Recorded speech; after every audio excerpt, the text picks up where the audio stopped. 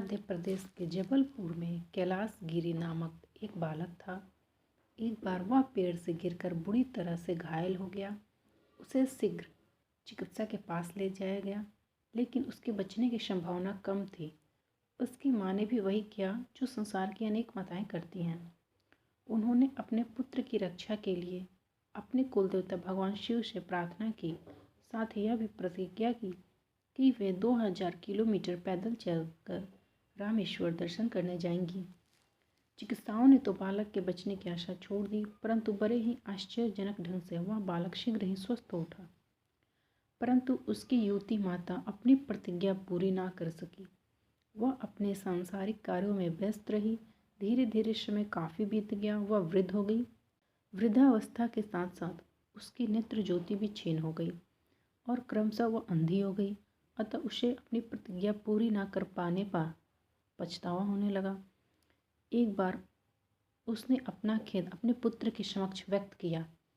पुत्र ने उसकी बात को धैर्यपूर्वक सुना और दृढ़तापूर्वक विश्वास दिलाया कि वह उसकी प्रतिज्ञा पूर्ति करने में सहायता करेगा।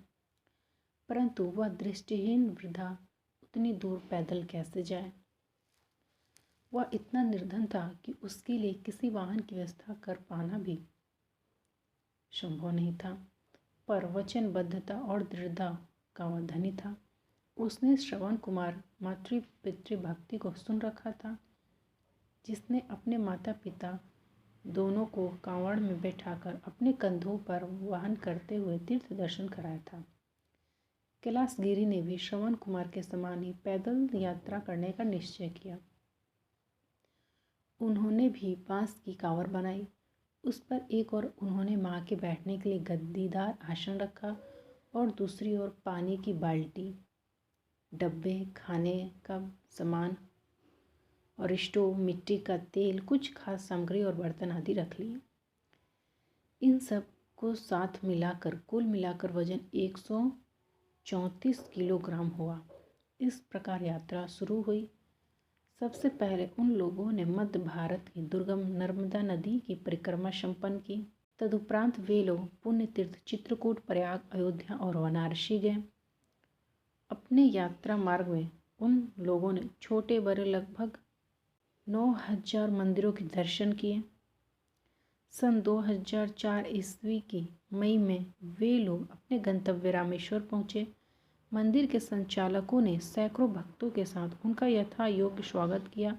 सभी लोग माता और पुत्र के इस अद्भुत निर्णय, उनकी ईश्वर भक्ति और माता की इच्छा पूर्ति के लिए पुत्र की निष्ठा से अभिभूत हो गए। इस अद्भुत घटना से प्रभावित अनेक भक्तों ने वायुयान, रेलगाड़ी और वातानुकूलित कार द्वारा यात्रा की व्यवस्था करने का भी प्रस्ताव किया, पर उन्होंने इसे अस्वीकार कर दिया, क्योंकि माँ ने पैदल ही जाने और आने की प्रतिज्ञा ली थी।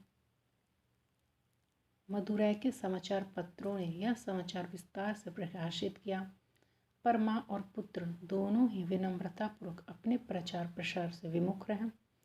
रामेश्वरम दर्शन के बाद कैलाशगिरी नगर भ्रमण करते हुए मदुरैया के रामकृष्ण मठ भी गए और वहाँ के सन्यासियों से भेंट की। बाद में माँ और पुत्र दोनों ने अपने निर्वाचित पद से प्रस्थान किया। कैलाशगिरी जैसे मातृभक्त निश्चय ही दुर्लभ है। आज के युग में जब धन दौलत तथा भौतिक सुविधाएं ही जीवन की प्राथमिकता बन बैठी हैं, ऐसा दृष्टांत मिलना कठिन है। आज के युवा और संपन्न लड़के प्रायः अपने माता पिता को वृद्धाश्रम में भेज देते हैं, पर उपयुक्त घटना माता के प्रति एक निष्ठ भक्ति का उदाहरण प्रस्तुत करती है। मातृभक्ति पुत्रों की उत्तरोत्तर वृद्धि और विस्तार हो, यही हमारी ईश्वर से प्रार्थना है। इस घटना से हमें शिक्षा मिलती है, सेवा से बढ़ के कोई धर्म नहीं, सेवा से बढ़ के कोई कर्म नहीं। आपके पास धन है अथवा नहीं है, यह कोई मायने नहीं रखता। माँ के प्रति आपके हृदय में श्रद्धा है, यही सबसे बड़ी बात है। माँ की सेवा कीजिए, तब तक कीजिए जब तक वो इस धरती पर हैं, क्योंकि रिश्ते नाते तो आपको बहुत मिल जाएंगे। एक मामा चले गए तो दूसरे मामा आ गए, एक चाचा चले गए तो दूसरे चाचा चले आए, लेकिन क्या आपने कभी सुना कि एक माँ के चले जाने पर क्या दूसरी माँ आ सकती है? नहीं आ सकती, क्योंकि जन्मदात्री तो केवल एक ही होती है। एक माँ के ही पेट से आप जन्म लेते हैं। तो इसलिए रिश्ते नाते तो पूरी ज़िंदगी पड़ी है बनाने के लिए, लेकिन माँ तो केवल एक ही है ना। इसलिए मेरा आपसे नम्र निवेदन है, जो कोई भी ये सत्य घटना सुन रहे हैं उनसे मेरा नम्र यही निवेदन है, जितना हो सके, जब तक हो सके आपके शरीर में प्राण है तब तक कोशिश कीजिए कि माँ की सेवा कीजिए। यह एक सत्य घटना है। यदि आपको अच्छी लगे तो चैनल को सब्सक्राइब करें, कमेंट करें, लाइक करें। मिलते हैं कैसे सत्य रोचक घटना के साथ अगले नेक्स्ट वीडियो में। तब तक के लिए जय श्री राम। यदि इस घटना से जुड़ी हुई कोई भी आपके मन में सवाल है तो आप हमारे कमेंट बॉक्स में कमेंट करके पूछ सकते हैं।